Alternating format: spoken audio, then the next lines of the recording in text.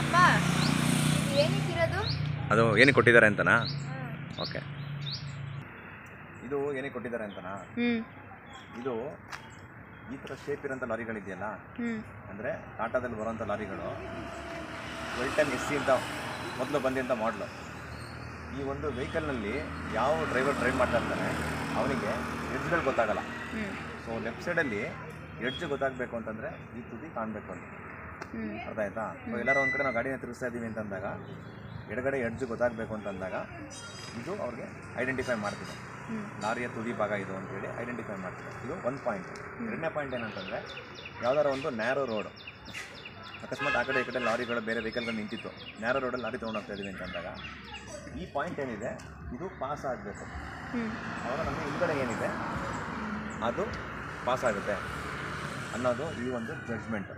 So ಇದನ್ನು ಕೊಟ್ಟಿರೋದೇ ಅದಕ್ಕೆ ಅಂತ. ಮತ್ತು ಇಲ್ಲಿ 16, 13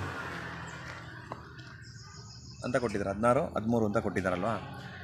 ಇದರ ಅರ್ಥ ಕೆಲವರು ಏನಂತ ಹೇಳ್ತಾರೆ ಅಂತಂದರೆ, ಏನೋ ಇಂಜಿನ್ ನಂಬರ್ ಅಂತ ಹೇಳ್ತಾರೆ. ಇದು ಇಂಜಿನ್ ನಂಬರ್ ಅಲ್ಲ. 16 ಅಂತಂದರೆ ಈ ವೆಹಿಕಲ್ನ ಟೋಟಲ್ ವೆಯ್ಟ್, ಆಯಿತಾ, ಗ್ರಾಸ್ ವೆಯ್ಟ್ 16 ಅಂತಂದರೆ 16 ಟನ್ ಅಂತ, ಸರಿನಾ? 13, ಈ 13 ಏನಂತಂದರೆ ಇದು ಪಕ್ಕ ಒಂದು 0, 130 ಹಾರ್ಸ್ ಪವರ್ ಅಂತ, ಇಂಜಿನ್ನ ಹಾರ್ಸ್ ಪವರ್ 130 ಅಂತ. ಇದು 16, 13 ಬರೀ ಟಿಪ್ಪರ್ಗೆ ಮಾತ್ರ ಬರೋದು. 16, 13 ಅನ್ನೋದು ಟಿಪ್ಪರ್ ಮಾತ್ರ ಬರೋದು. 16 ಗ್ರಾಸ್ ವೆಯ್ಟು, 13 ಪಕ್ಕ ಒಂದು 0 ಹಾಕಿದ್ರೆ 130 ಹಾರ್ಸ್ ಪವರ್ ಅಂತ. ಓಕೆ, ಈ ವೆಹಿಕಲ್ನ ಹಿಂದ್ಗಡೆ ಓಕೆ ಅಂತ ಬರೆದಿರ್ತಾರೆ. ಸಾಮಾನ್ಯವಾಗಿ ಎಲ್ಲ ಲಾರಿ ಹಿಂದ್ಗಡೆ ಓಕೆ ಅಂತ ಬರೆದಿರ್ತಾರೆ. ಸುಮಾರು ಜನ ಅದನ್ನ ಏನೋ ಓಕೆ ಅನ್ನೋ ಒಂದು ಅರ್ಥದಲ್ಲಿ ಬರೆದಿದ್ದಾರೆ ಅಂತ ಅದು ಅರ್ಥ. ಬಟ್ ನನಗೆ ಸರಿಯಾಗಿರೋ ಇಸ್ವಿ ಗೊತ್ತಿಲ್ಲ, ಎಷ್ಟನೇ ಇಸ್ವಿನಲ್ಲಿ ಅಂತ. ವಾರ್ ಆಗಿ ನಮ್ಮ ಇಂಡಿಯಾಗೆ ಫ್ಯೂಲ್ ಸಪ್ಲೈ ಕಮ್ಮಿ ಇತ್ತು, ಆಯಿತಾ? ಆವಾಗ ಕೆರೋಸಿನಲ್ಲಿ ಸ್ವಲ್ಪ ಗಾಡಿಗಳನ್ನ ಡ್ರೈವ್ ಮಾಡ್ತಾಯಿದ್ರು. ಆವಾಗ ಆನ್ ಕೆರೋಸಿನ್ ಅಂತ ಇದ್ರ ಅರ್ಥ.